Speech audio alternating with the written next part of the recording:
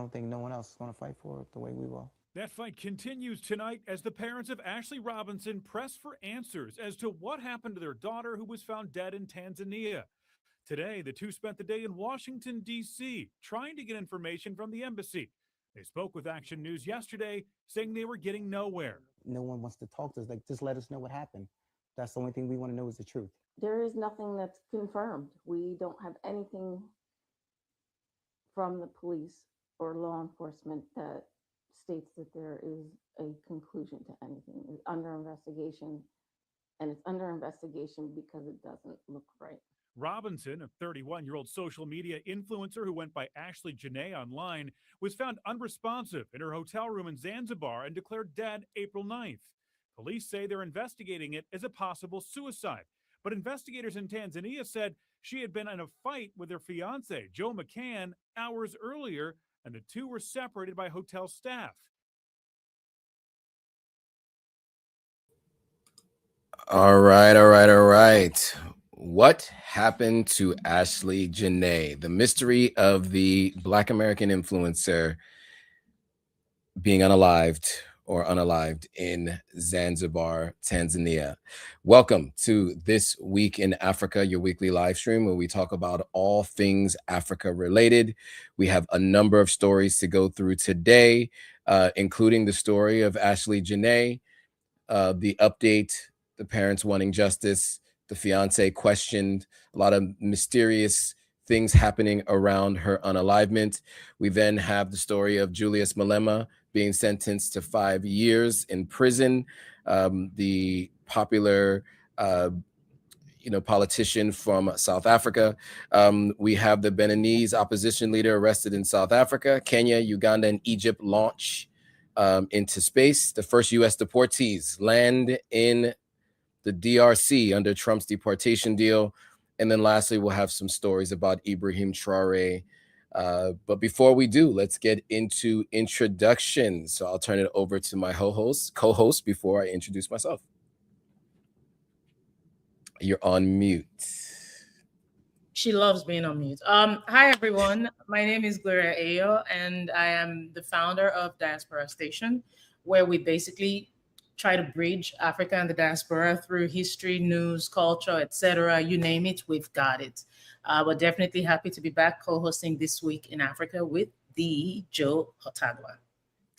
Absolutely. And I am the aforementioned Joe Hotagwa, founder of Authentic African Media. We help people visit, move, and invest on the continent of Africa. We also do weekly stories about the countries of interest. So you know a little bit more about the locations you plan to visit, move, or invest in.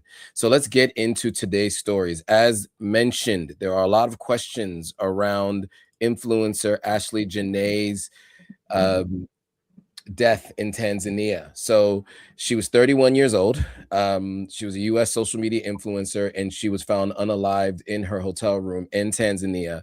And there's a lot of questions that people have, right? The local authorities had said that this was a parent's self-unaliving, self-deletion, I think is the way people use to say how they say it on these platforms, which you guys probably understand what that means, but because of the platform rules, we have to be careful about how we communicate these things. But she was found. The local authorities are investigating the circumstances, but this has a lot of questions associated with it just because, one, she was in an interracial relationship with a wealthy crypto, CEO. She was an influencer. She showed her life a lot. And this was a birthday trip and a proposal trip. The fact that they were separated has caused some questions. The hotel staff heard a loud argument. It got loud enough that the hotel staff were alerted and they were separated and put into different rooms. So the circumstances surrounding her unalivement are very iffy at best. So with that, we will get into the full story, and we will have some commentary on the other side. We're learning new details tonight about the death of an influencer with local ties who was found dead while on vacation in Africa. Ashlee Robinson, who goes by Ashlee Jenae online, was on a birthday trip with her fiance at the time. Well, tonight we're learning her fiance is still being questioned as Robinson's family desperately tries to find out what happened to her. It is Tuesday night. Shari's off. Alicia Vitarelli is joining us. And the big story in Action News is the mysterious death of a South Jersey woman, now drawing international attention. Now, tonight, we know new details from authorities about her death. She was on a vacation of a lifetime in Zanzibar, Tanzania, which is on the east coast of Africa.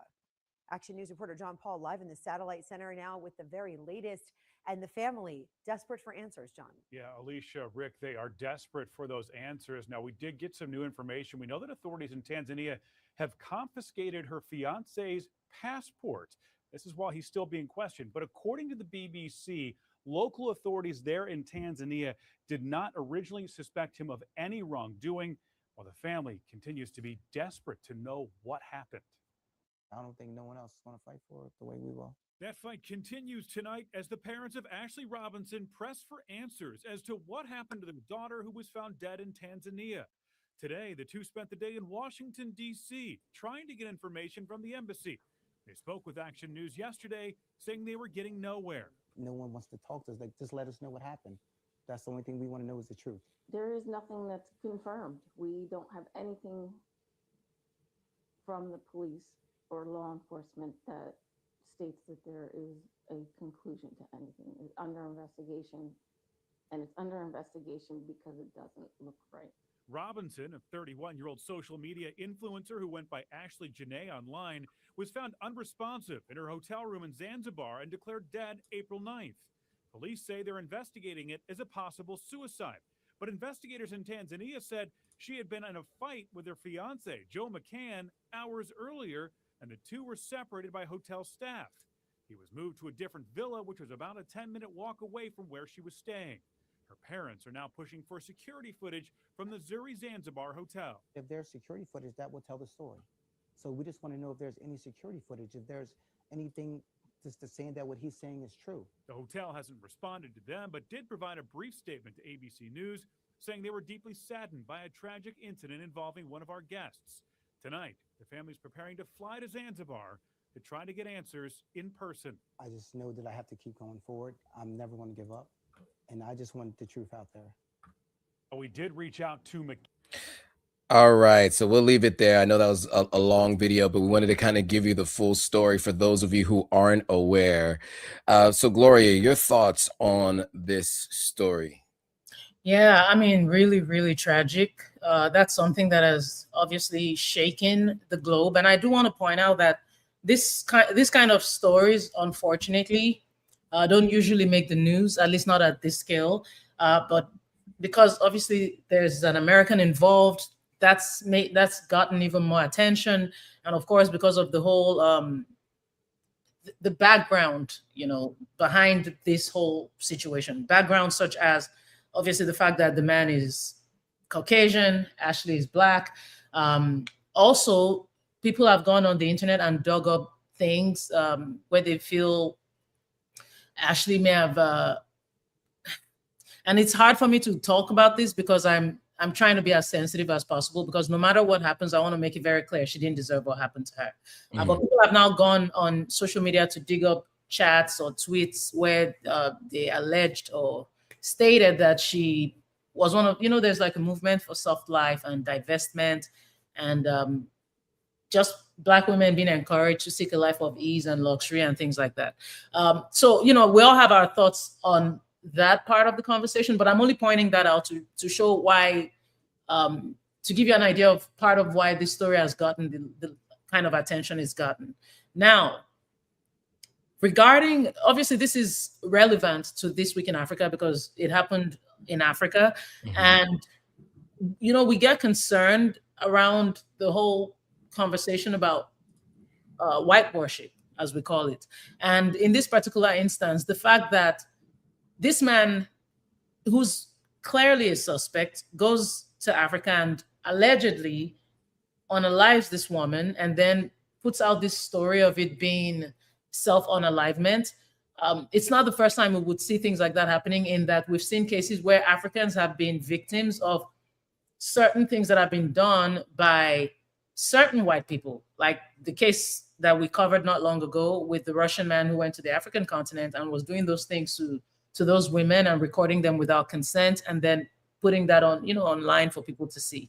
So in a case like this, you have questions around what the Tanzanian authority is doing, what's going on, in Zanzibar. I've also heard that the owner of that particular place, and that's not where he proposed to her, because a lot of people think where he proposed to her, where the lion was, that was where she got unalive. No, they had actually left and gone somewhere else. And the owner of this place apparently is a white man too. And there are reports that suggest that this wasn't his first rodeo. McCann has been to that resort a couple of times, or is it a hotel? But anyway, he's been there a couple of times. People know him. The locals know him. There are allegations of him even doing things with women there. And this was what actually led to the drama that reportedly happened between him and Ashlee right before that unalivement happened. But yeah, so it's all just very sad. And I think for me, the big thing is when we're talking about this white worship, I would hate a case where a case like this goes unsolved. We hear these stories, everybody, there's a lot of noise around it and we all speak about it and things like that. But what actually happens eventually, like the Russian man, what has happened? I guess I need to go find an update on that. But the point is, if there is an update, it's not loud enough. It gets to a point where when people of color are treated a certain way, especially in Africa, on the African continent, the case somehow, gets all this buzz and then it goes unresolved. So I really hope that Ashlee's family gets justice for Ashlee. But yeah, it's all just very sad, Joe. And I pray that the Tanzanian government does right by Ashlee and just does what they can. I mean, they seized this passport and they held him for questioning. But we need to know what will happen beyond that. There's obviously a lot still going on, but I pray, I hope that Ashlee gets justice. Absolutely. And those watching, we'd love to hear your thoughts on this too. Somebody mentioned that I want to make a comment here. I've realized that when American, especially Black American, dies in Africa, is often out of, as if it's so strange, perhaps to feed a narrative. To be clear, I think what you're talking about is if they're unalived by an African or something happens on the continent of Africa. This is an American who was potentially, allegedly unalived by another American. And I think the reason why this story has gotten so much international, attention is because one, the nature of the relationship, right? He is an older, wealthy man. He's not, incredibly old, but he's older than her. He's a wealthy individual. He is of another cultural background, right? And so there are many conversations within that conversation. And then also the type of content she does, and she's an influencer, right? So these are all reasons that have led to this conversation. So it was done. I think that what Gloria was saying and what we're trying to get at is how people think that they can get away with doing these kinds of things on the continent, right? These aren't things that they do, or many people don't do back at home. They attempt to do the things that they cannot get away with at home, and they try to do it on the continent. We want to see people held accountable. To your point, Gloria, about the fact that there's a potential relationship between the owner of the resort they were staying in and him, just think about the circumstances here, right? They're investigating a possible self-deletion. How, though, is that the investigation, knowing that there are a couple things that are clear? There was an apparent argument so loud that the people in the resort staying there called the authorities at the resort. The authorities then separated the two of them. Now, what they discovered when the authority, well, actually not the authorities, these are employees of the resort. Right. What they saw and what they discovered, we don't know, right? We just know that they decided to separate them. We don't know if there was any physical harm to either of the individuals. We don't know anything about what that staff saw that day. So I hope that with this investigation, they found out what the staff saw and they can get closer to the actual truth, because I think all of us watching the story are pretty clear that it doesn't seem like a self-deletion is likely considering the circumstances leading up to the unalivement. So, like you said, there's a lot still to be uncovered, and it seems like there's some relationships and ties between this gentleman and the people of the resort, and maybe there was a potential for her finding out of some of his other activities at this resort potentially, which could have led to something. But as you could see, it was supposed to be a happy moment, right? It's a birthday and it was a proposal. So for a self-deletion after that seems unlikely. And I think, we can all see what this is likely pointing to. So we will see, and we'll follow the story, and we'll keep you guys posted as we hear more information. All right, so moving from this story in Tanzania down to South Africa. So South African opposition leader Julius Malema is facing a possible 15-year sentence. He was actually sentenced to 5 years. I think the video that I originally had actually is, now that I'm looking at it, was it's a little bit older, for the reason he was basically he was convicted of hate speech and firing a firearm in a 2022 rally, an EFF rally, so his own party rally. And he was sentenced to 5 years. So I do just want to get sentenced to 5 years. While I'm pulling up this video, because I'm realizing the video that I had was I want to get an updated video.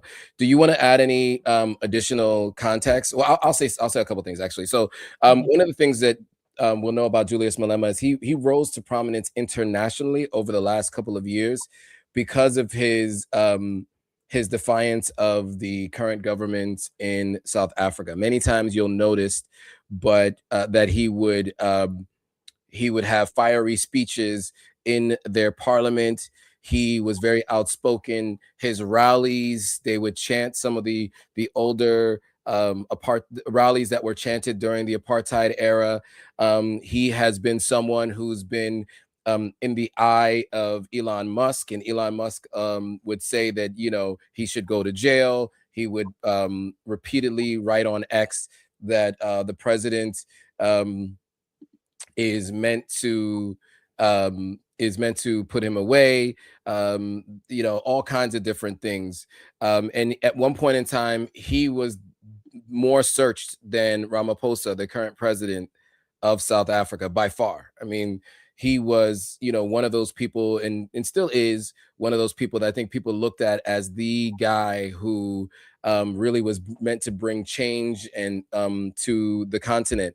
I think once Ibrahim Traoré came into power, I think he kind of became the person that most people look to for that, because he's actually in power. Whereas Julius Malema's role is not the same as, like, he's not a leader of the country. I don't know if you have anything you want to add to that before I find this video. Sure. Maybe just some background would be a good place to start. Sure. But basically, as we all know. Oh, is it working now? No, go ahead. No, okay. It's not working yet. We're almost there. As we all know, and obviously, as Joe is referencing, Malema has been a very polarizing figure, and I'd say that as a compliment, because sometimes when you're fighting for people's freedom, it has to come with drawback. Yes, noise. There are people who would not want it, and in his own case, as Joe has referenced, it's been on a global scale. I mean, we're talking Trump. Trump has referenced this man, obviously. Mm-hmm. Elon Musk. There are people who have accused him of basically putting out narratives to go against the Afrikaner group, which is obviously white. But anyway, we know him to be the leader of the EFF, and feel free to interrupt me at any point, Joe. Already now, yeah, whenever. The Economic Freedom Fighters, he's the leader of that party, and that is the main voice of opposition right now in South Africa. At least it's the strongest and most popular, if you ask me. Absolutely. So we'll play this video and we'll have some more commentary on the thoughts on this particular sentencing. After careful consideration, and I can show you I have done so, free of any interference, this judgment or sentence is the sentence of this court and this court alone. In respect of count 1, you are sentenced to a period of 5 years imprisonment. In respect of count 2, you are sentenced to a period of 2 years imprisonment. In respect of count 3, you are sentenced to 20,000 Rand or to undergo 6 months imprisonment. In respect of count 4, you are sentenced to 20,000 Rand or to undergo 6 months imprisonment. In respect of count 5, you are sentenced to pay a fine of 20,000 Rand or to undergo 6 months imprisonment. In terms of Section 280, subsection 2 of Act 51 of 1977, the court orders that the sentence imposed in respect of counts 2, 3, 4, and 5 run concurrent with the sentence imposed in respect of count 1. Is the court please? All right, so you heard it there. The sentencing had a number of different counts that he was found guilty of, and the total sentencing is 5 years because they're running concurrent, so meaning they all run at the same time. So it was like a few that were 6 months, one that was 5 years, one that was 2 years. Your thoughts on this story, Gloria?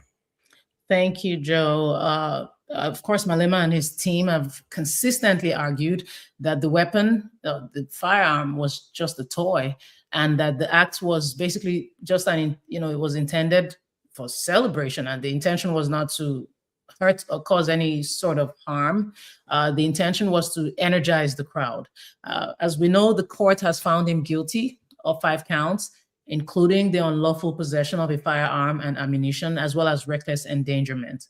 What was particularly triggering in this case was the role of AfriForum. AfriForum is a lobby group that primarily represents Africana interests. And AfriForum actually happened to serve as the complainant.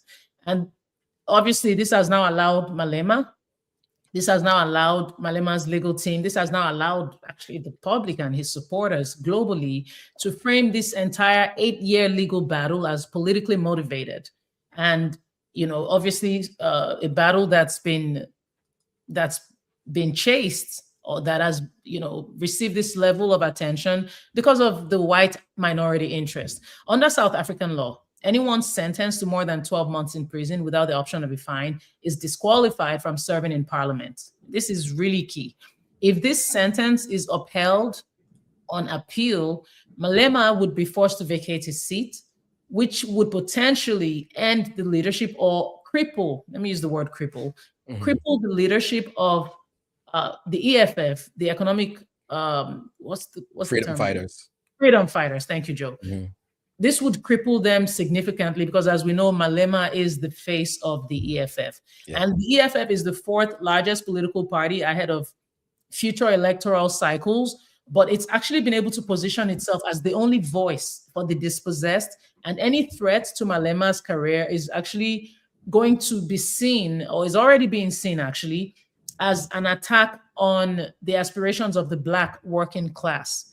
There are obviously a lot of arguments, and this is why I say, as usual, it's a very polarizing conversation. We all know the history of apartheid in South Africa, but those who are for the ruling insist that, he's a public figure and he should be, he should not be treated differently from other public figures. Now, don't get me wrong, I don't understand that, that could be endangering. However, there are people who are arguing, and I'm also, disputing the fact that, come on, 5 years, a 5-year direct prison sentence is disproportionately harsh for an incident where there was no physical harm, there was no property damage that occurred. So now, it's making people also compare this sentencing to light sentences that have been given to high-level corruption cases and people involved in those cases. But anyway, now people are wondering, or people are saying, and that's what it's looking like, that now the law of South Africa, which, by the way, the magistrate, as you see, is a white woman, very ironic, and just makes you go back to the days of apartheid. And you know what I mean? Sure. It's just really eerie. But basically now it's as if the law is being used to neutralize a clearly vocal political opposition. Yeah, and I also want to mention, you guys might remember Oscar Pistorius, the Olympian who had, and maybe I could just share really quickly share my screen so you guys can see who I'm talking about. This gentleman here. Now, he served 9 years in prison for unaliving this woman here, his wife, through the bathroom door. Sorry?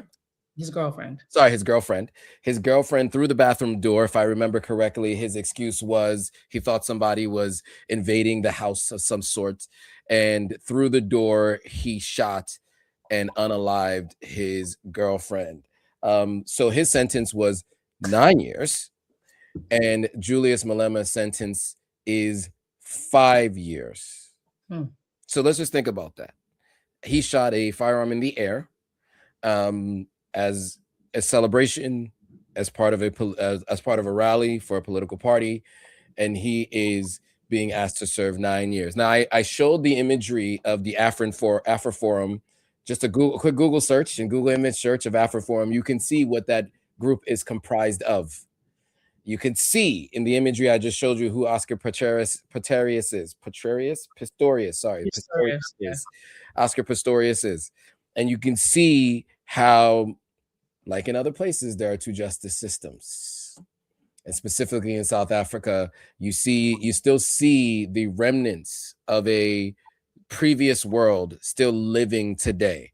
And I find it to be really crazy to me that I see South Africans questioning Ghanaians. There's a viral video this last week, and they're so focused on other Africans coming to the country and not really focused on this stuff, right? Like, I think this right here is where they should really focus their energy. These kinds of things. The one person that is fighting for you is potentially going to serve 5 years. Now, they are appealing this judgment. They're going to try to fight it and see what they can do. I don't know if anything will happen. He may end up serving those 5 years. And as you mentioned, Economic Freedom Fighters, which has already lost senior members of its party to other political parties, and it seems to have been amicable. But I think many of them have left to go to other political parties. Some say because they're more likely to win. Some say just because they're tired of EFF, not making any progress in terms of its political strength. And it is something to be watching, because I think, this may end the party as we see it. He's been the face of the party for many years. We became aware of him. Many of us became aware of him over the last 4 or 5 years, but he's been the leader of the party for such a long time, and a leader in the party. And so it's a really sad, state of affairs. And so we will be watching this closely, and we'll keep you guys posted if anything changes, or if and when he does end up turning himself in, or what ends up happening. Because, there are any number of potential cases, things that can happen. So with that, we will move on to the next story. And the next one here is activist Kemi Seba faces extradition battle arrest in South Africa. So now this Kemi Seba is a controversial figure known for his anti-Western stance. He was arrested in South Africa, and authorities in Benin are now preparing an extradition request. So prosecutors accuse him of inciting a rebellion after he publicly supported a failed coup attempt in Benin in December of last year. So we will play this video and have some commentary on the other side. Apologies, let me get that video up on screen first. Okay. Here we go.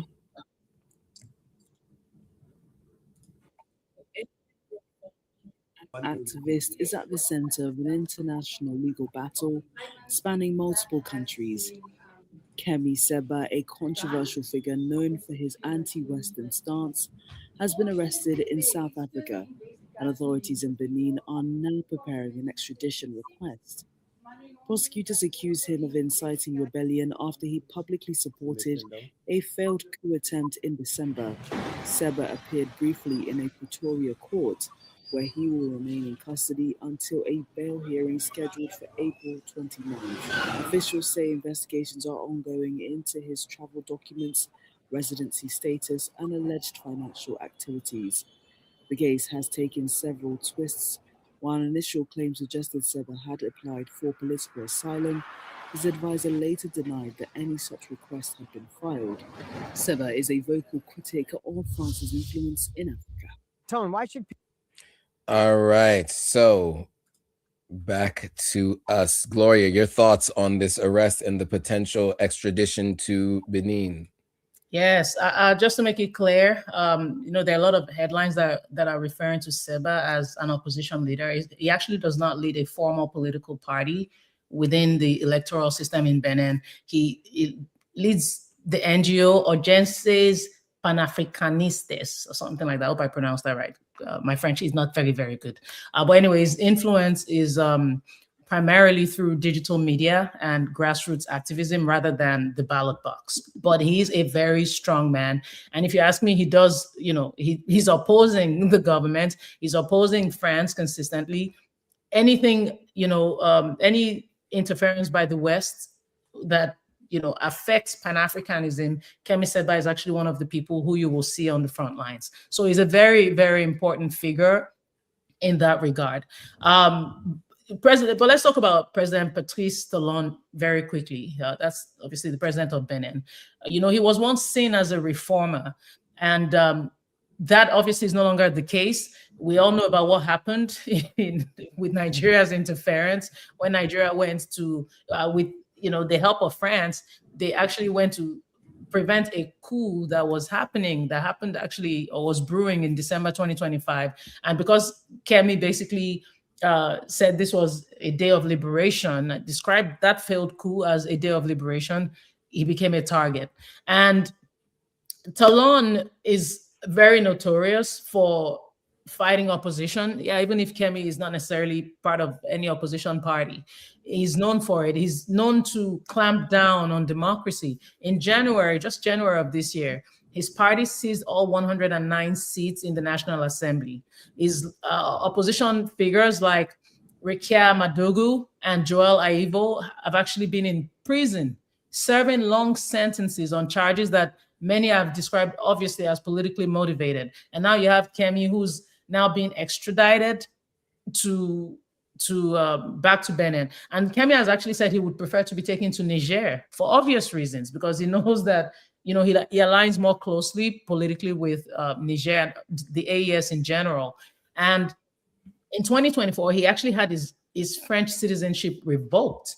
And because of that, obviously because it condemns France and, any Western interference, because of that, now he's leaning more into pro-Russian narratives, where he's been seen, in a sense, as a bridge between Sahelian military regimes and anti-Western activists. So again, his role on the continent, when you talk about Pan-Africanism and things like that, his role is very important, even when you're talking about the AES.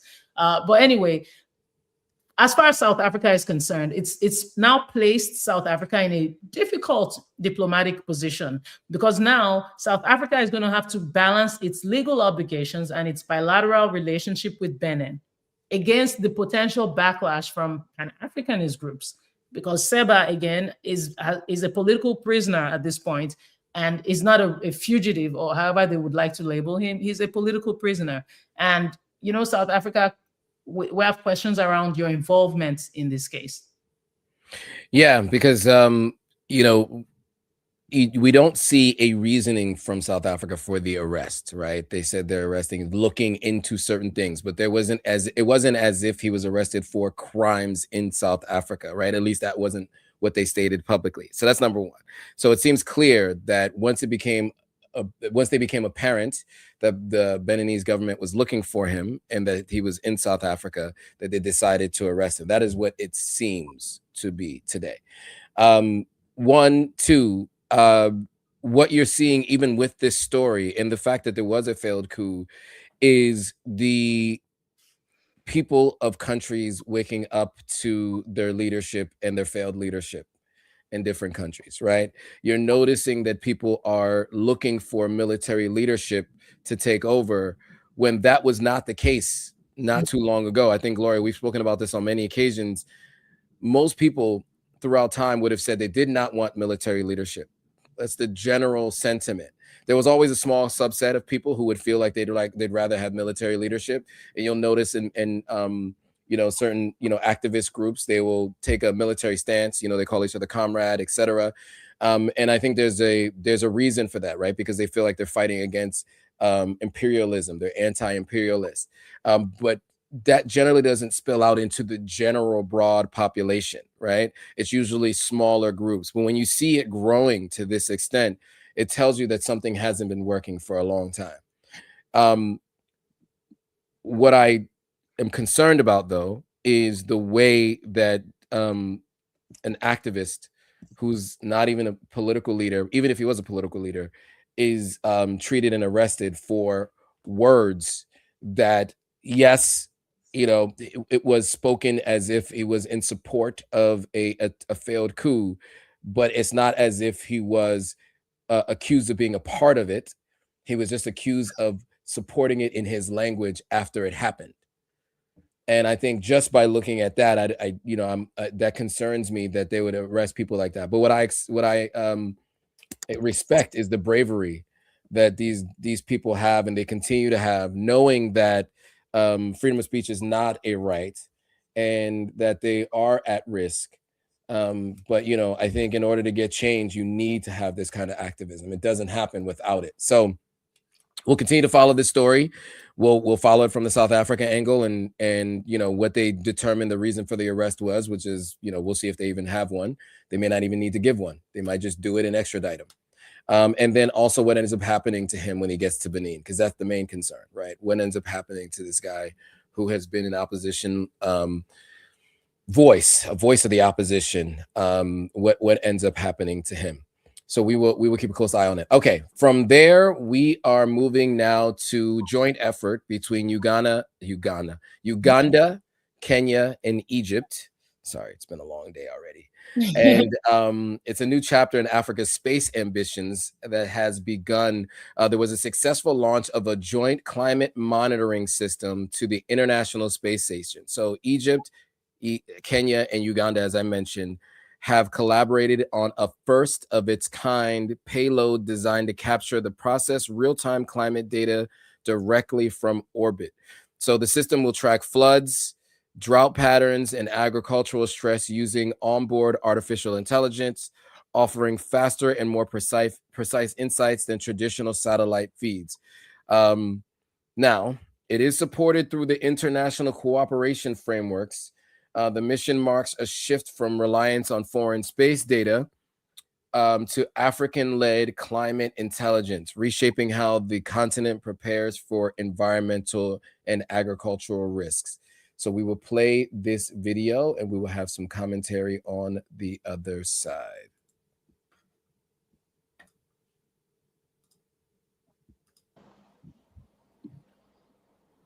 A new chapter in Africa's space story has lifted off from Florida, and it is now heading to the International Space Station.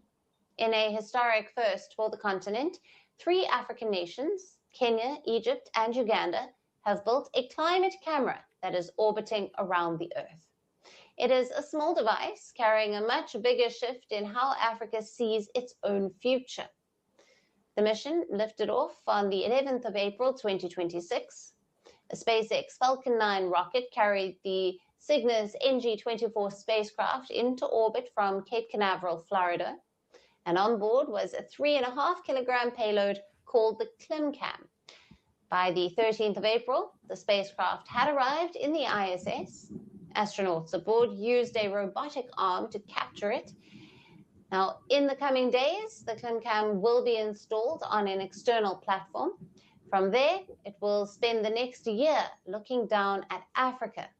And by all right, I will turn it over to you quickly to make this your thoughts on this story, and I will be right back. Okay, so this is actually a historic milestone, and I love when we have milestones like this. I do like when we celebrate them because we don't want it to be all dark and gory all the time. But this is a huge milestone for African science because it's going to take us from being a consumer of satellite data to actually becoming a co-producer and owner of space technology. And this partnership by these 3 countries is necessary. I've always been a proponent, and I know Joe has been as well, of of Africa being able to, be sovereign, of Africa taking control and partnering within or among African nations. And a great way to actually maintain this sovereignty is for us to partner among ourselves. Now it sounds like I'm repeating myself, but it's for us to actually partner among ourselves. So I'm always happy when we have conversations around partnerships, regardless of the government in question, because obviously some of these governments, they have question marks around them. I mean, Uganda, Kenya, but it's a very important partnership, and we do need more partnerships like this in order for Africa to be sovereign. And when you're talking about artificial intelligence in this context, it's basically to help process weather and climate data in near real time. And the United Nations Office for Outer Space Affairs actually had this mission called Access to Space for All. So that was actually the antecedent for this mission. And one thing we need to make clear is that owning data, Africa owning its own data, is actually as important as owning the camera, because we also need to be able to control the eyes in the sky. And when we're able to do this, we're not having to rely on expensive and sometimes restricted data from Western or even Chinese commercial satellite providers. So in order for us to have food sovereignty, in order for us to have security in different countries, we do need to get to a point where we can actually also control the eyes in the sky. And, I want to make it very clear, a common misconception is that anything regarding space is a luxury, that, when it comes to developing economies, it's actually more of a luxury for us. Actually, that is absolutely incorrect. It's actually very necessary. It's not a luxury. We need regions that have been disproportionately affected by climate-induced droughts and floods could actually benefit from this.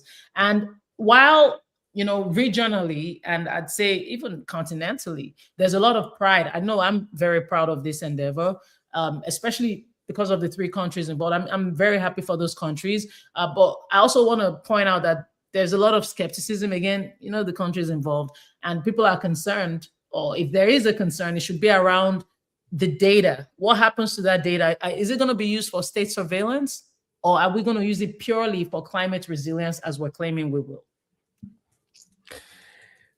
Yes. I mean, yes. I think that is the major question I think many people are asking, right? How many things is it going to be used for? And the reason for those questions are so first, let me say, yes, what's really important is, when they talk about how representation matters, right? When you see something to be possible, it becomes possible for you.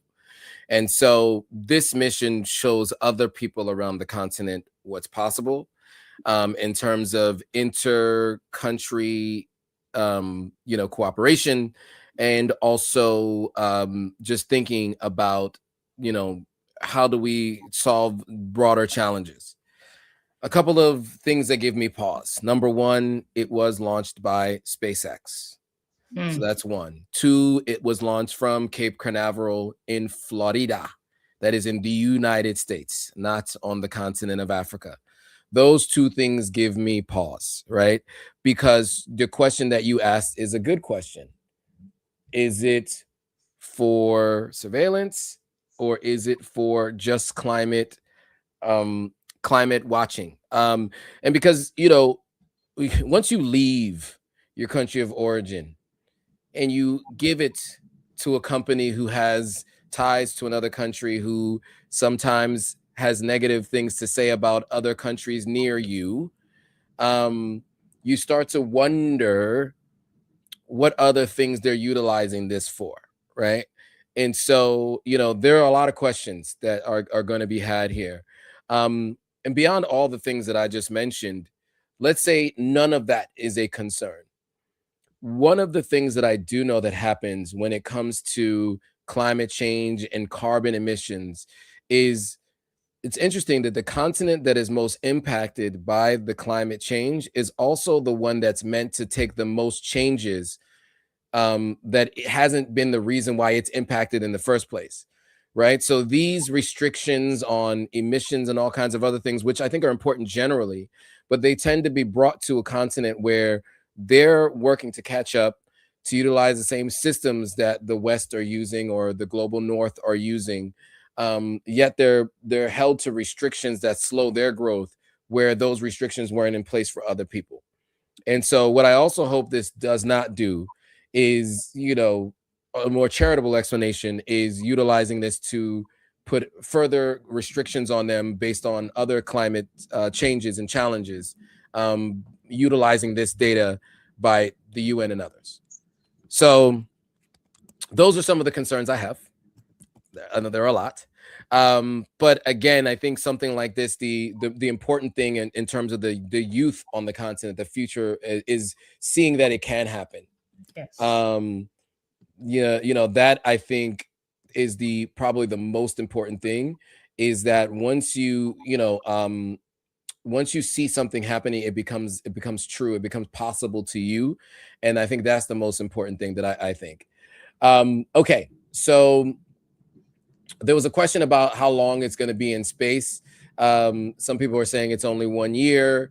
Is that enough time to be able to capture this information? I guess so. You know, it's installation. It's a 30-day testing and then a commissioning phase. To that point, though, it is meant to be for a year. The consortium of countries is already discussing a potential second-generation mission, which will be called ClimCam-2, focused specifically on methane monitoring. And initial 1 year deployment is, if this initial 1 year deployment is successful, I think this is kind of just like a test and a process to learn from and determine what to do next. So we'll keep a close eye on this and keep you all posted as things change and develop. All right. So now, in the interest of time, I think we have time for maybe one more story. And unfortunately, I don't think we'll be able to get to the Ibrahim Traoré story. Actually, we can. We have a little bit of time. So I can go past time a little bit, Gloria. So I just wanted to mention that. Okay. So because I do want to get to the Ibrahim Traoré story. Okay. So after being deported, so we're moving on now to Kinshasa. In the DRC, after being deported, deportees have now arrived in Kinshasa, from the U.S. under an agreement with the U.S. government. After being deported from America, around 15 people touched down in Kinshasa early last Friday under an agreement that the Congolese government did with the Trump administration. From what I understand, many of these folks are not just Africans. Many of them are not even from the DRC, obviously. And so we are going to play this video and have some commentary on the other side. Being deported from the US, around 15 people touched down in the capital of the Democratic Republic of Congo early Friday. It marks the latest episode in the Trump administration's strategy of using agreements with African nations to speed up migrant removals. Originally from Latin America, the deportees are set to stay in the country for a short period, according to US officials. All received legal protection from US judges, preventing them from being returned to their home countries. The International Organization for Migration will offer, quote, assisted voluntary return, which one US attorney described as, quote, alarming, given that the deportees spent months fighting hard to not have to go home. Earlier this month, Congo's government stated it will receive some migrants as part of an agreement with the Trump administration. It referred to the arrangement as temporary.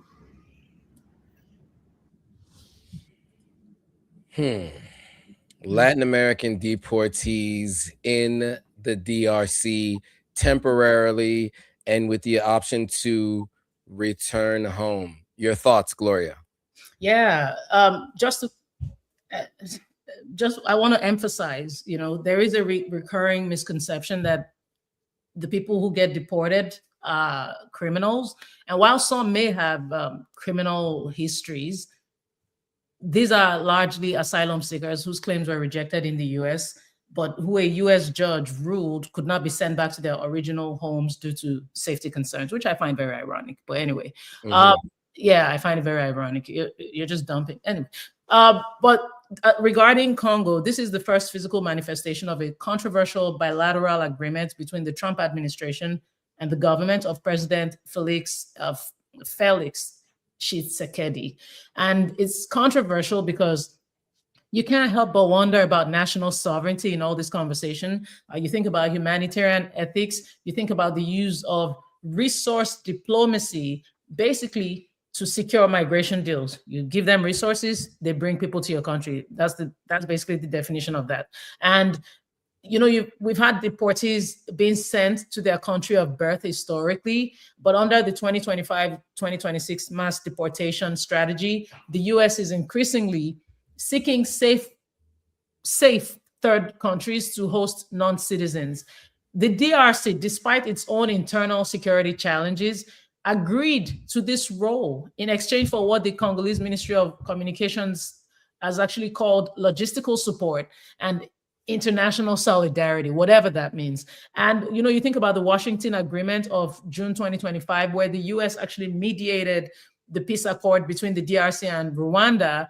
And people are now wondering, is this some kind of quid pro quo for that diplomatic support? Is this for continued US investment in Congo's critical mineral sector?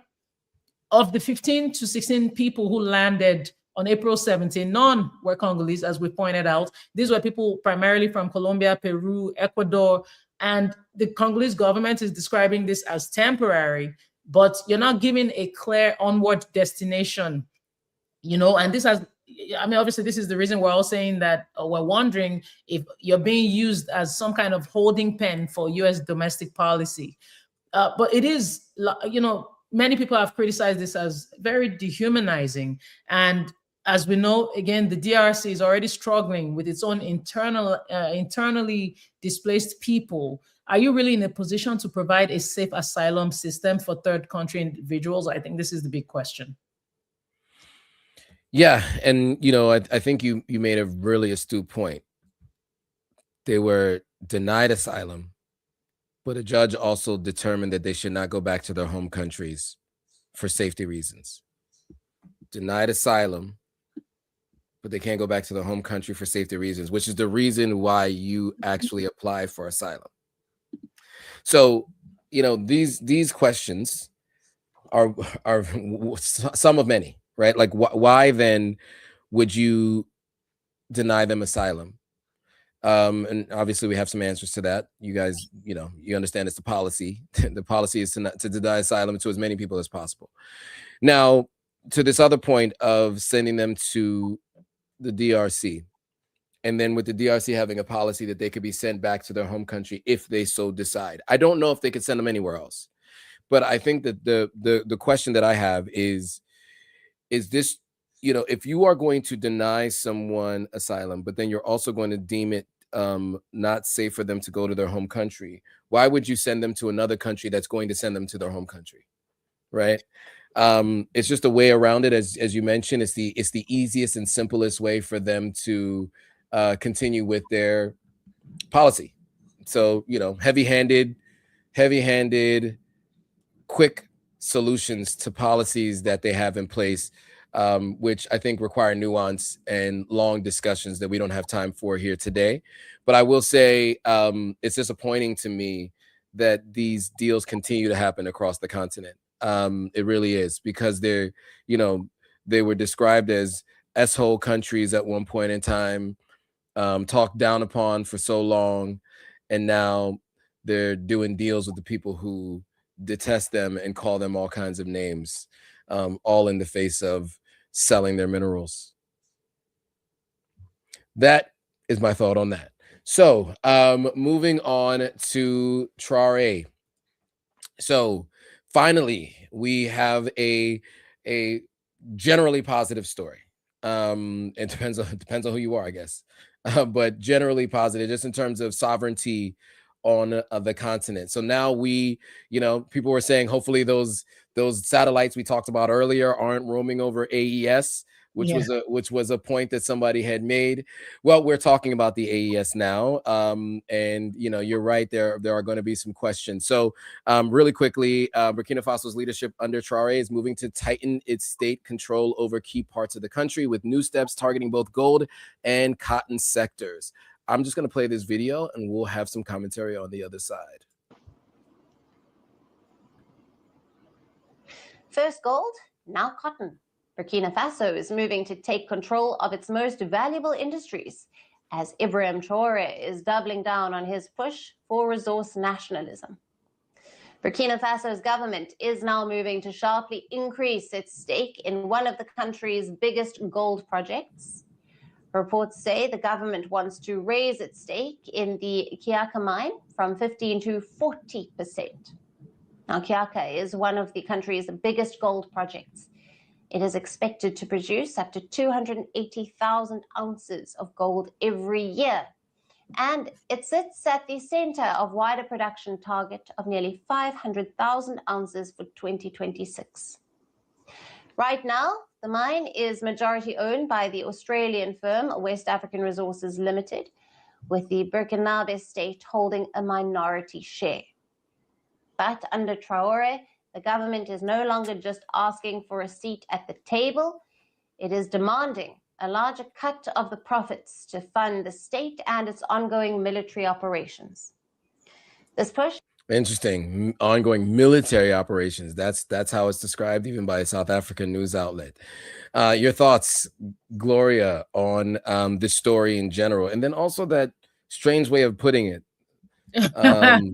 To fund the ongoing military operation instead of funding schools or the farming equipment or training farmers, which are the things that the military government is doing. It's saying ongoing military. So please, your thoughts. Great job, Joe, catching that. And it's very important that we catch that. I mean, we have given compliments to First Post because of their neutrality when it comes to Traoré, and they often report more, you know, when we're talking about positive things that have come that are coming out of the AES in general. We have established the fact over and over again that when it comes to negative news, I can't overflow this enough. When it comes to negative news, the headlines are, you know, loud, they're all in your faces. But when it comes to positive stories like this, you almost have to go dig for those stories. And to think of a First Post, and I want to think that was maybe some editorial error in judgment, I don't know, or perhaps they couldn't resist using that label. I guess at the end of the day, I mean, I just want to point out, even though it's a South African presenter in that video, and I'm sorry, I'm not trying to come too hard on First Post, but I'm just trying to say that certain things, I'm sorry, guys. I thought my phone is actually on silent. I guess my laptop rang out. I need to fix my settings on that. Anyway, certain things, when it comes to Africa, we really have to be able to be in a position to tell our own stories, because First Post is actually based in India.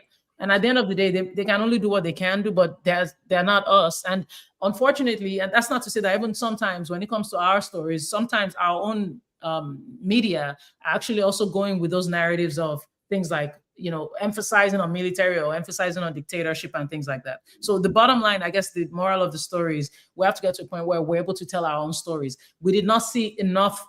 I don't even think we saw any other African medium necessarily covering this story as hard as they should. We need to prioritize, because the negative headlines are out there. We need to do our part to put out stories like this. But shout out to Ibrahim Traoré. Shout out to Burkina Faso. Congratulations. As always, we're not surprised. We're rooting for you. Yay, keep going.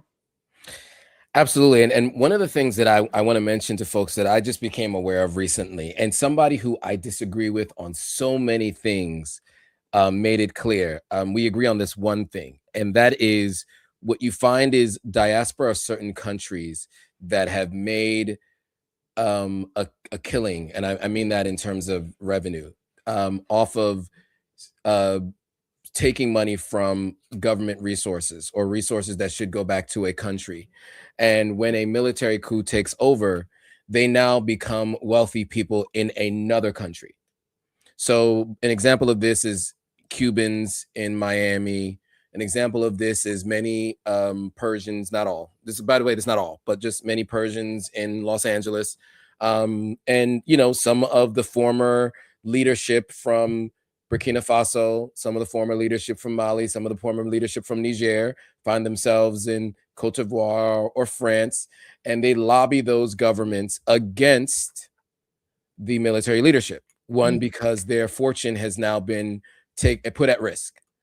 And why I mention that is because, it underlines why sometimes there is so much negative news from a diaspora group about a country and coming from another country, right? You'll probably see a lot of people saying there's some support for opposition to the military leader because that support is coming from these people who used to live there and used to make a fortune from, off the backs of what should be going to their people. And it was something I became aware of as a common thread through all of these countries that end up under military leadership, is the former wealthy people that were there who now build political coalitions in the new country. And so I just want to make sure I point that out to you all. So if you hear, in the Iranian diaspora is very excited about what is happening right now in Iran, or if you hear people in France, or it's a smaller group, smaller numbers of people. Really early on, we saw this with Ibrahim Traoré in Burkina Faso, that there was like a small resistance movement. These many times are former leadership or former wealthy individuals from within a country. And so, I think that answers the question as to why a lot of times you see negative news about these military leaders who take over, because you have a lobbying coalition in another country. Now, with that being said, I did just point out that line. Generally, as you said, they do a pretty good job of reporting on things that, even positive things that aren't very often reported by anyone else, including other people on the continent. We at one point in time with Africa, with This Week in Africa, we posted mostly African Stream content, right? And we were responding to African Stream under a previous iteration of this show. And then obviously African Stream was shut down, and we had to pivot. And so Gloria and I go through pains trying to find videos on stories that we can respond to and we can bring to you all. And it's very difficult because there aren't a lot of outlets that report on these stories, especially that have firsthand reporting. So when we're bringing you kind of the headlines and the things that we think you should focus on, it's not easy to find, right? Especially a video reporting on it, especially, it just becomes difficult. And many times you find angles that we do not necessarily agree with on how to, and how it's being reported. So, that's why you see a lot of first post news. And so, like I said, shout out to them generally for posting these things. It's just that the way that was framed, I had to call that out specifically. Well done, Joe. Yeah. So anyway, with all that being said, we will continue to follow what's going on with Ibrahim Traoré in country as he continues to take more control of the natural resources and reinvest that into the country. And we like to share that information for those of you who are interested in politics, moving into politics, know anybody in politics, and who specifically spend time, involved in politics in other countries, so that there are ideas that can be shared with other politicians that might help the country that you're in. This gentleman says we don't know how to do research. Please, if you have other places that report on African stories and have videos, please share. Please share in the comments. We'd love to see the stories that you find. And by the way, we mean like with actual journalistic integrity, not talking heads from the internet, because we want to make sure we're using people who use sources and who report on things in a way that can be conceptualized and brought to you. So just making sure that you understand that. But yes, please do share if you've done your research. Not chat GPTing it or perplexitying it, but if you have like actually a story, we'd love it. Please share. Please share. All right. So with that, I think we'll bring this to a close. Any final words, Gloria, from you? Yeah, there are journalists in Sudan and DRC in the hotspots. Look up their names, contact them, and they will give you probably a video call interview and you can hear it for yourself. Yeah, I get what you're saying. Sorry, Joe, I just need to address this. But see, Yeah. when we're talking about videos that have already been created, maybe if we can have them make it readily available, because the internet is a wide space. You know, African Stream was on social media, you know, and Joe partnered with. So if we can get more visibility from them, it would be very easy for us to find them and we would happily use them. But again, if you have recommendations on sites and links and things like that, let us know. You know, we appreciate the feedback, regardless of how harsh it is, but it's all good. But anyways, wait, send their names. Send their names. Yes. You know, if you have a criticism, if you have a criticism, do the actual thing. Don't just criticize. Give a solution. So send their names. And their contact, and if you could find where their contact information is, we would happily bring them on to talk about Sudan specific stories for sure.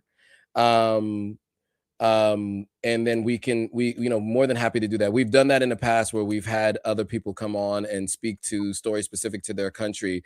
But again, we're looking for videos to utilize, right? So if they have videos that they can use, and then we can have them report on those videos, or we can have them report on the story directly here. We'd love to do that.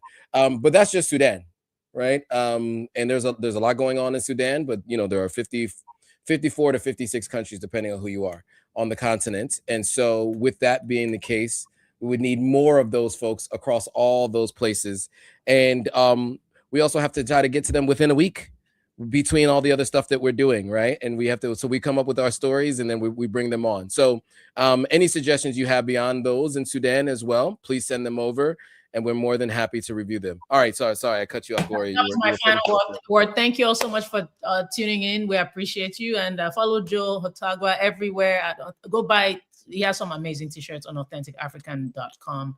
I can't wait to cop mine. I know I've been procrastinating, but go check out his website. It's rich. Yes, thank you. I appreciate it. Yes. I mean, on that note, I might as well, you know, we got some new merch that's out. If you guys are supportive of Ibrahim Traoré and the work he's doing, you know, I think that's one thing I would recommend you take a look at. Oh, sorry, there was a comment: promoting Africa as an uphill battle against Western media, and Thursdays are a highlight in my week. I love y'all. Thank you, Jada. Appreciate it, Jada. You know, you've been a great support, so we appreciate you. I'm trying to figure out how to share my screen. I don't even know how to do. Oh, I know what I could do.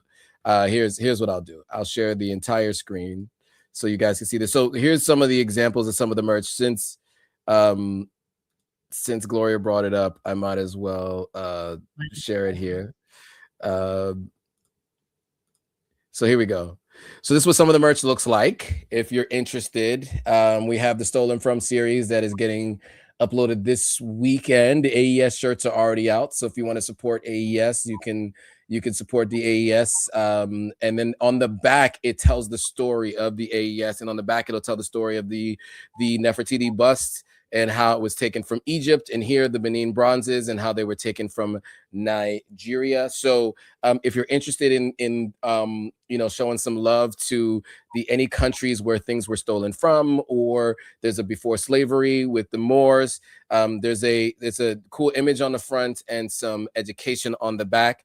If you just go to AuthenticAfrican.com, scroll down to the merch section, you'll see the shirts there, or you can click on shop in the menu and it'll take you directly to the shop. I also have a shop link in the description on YouTube as well, so that you can go to shop.com and find it there as well. But yeah, you can support it. So I appreciate you mentioning that, Gloria. And yes, follow Gloria at the Diaspora Station and the Gloria Ayo, and follow Authentic African on all platforms. I know you just sent in the chat. Send us emails or DMs, because I can't copy out of the chat and paste it anywhere. So this was T-Pose until World War III. Until, okay. He loves to. No, I'm kidding. But tell us or DM us. That way we can converse with you. And yeah, and then we can copy and paste it too. I can't do it from the chat because of the way it works. doesn't Yeah. allow me from this platform to copy and paste it. I could try, but it'd be Yeah. better if you could email us. Thank you though for those recommendations. All right, and with that, thanks for watching, guys. We'll see you all on the next live stream. Bye, guys. Bye.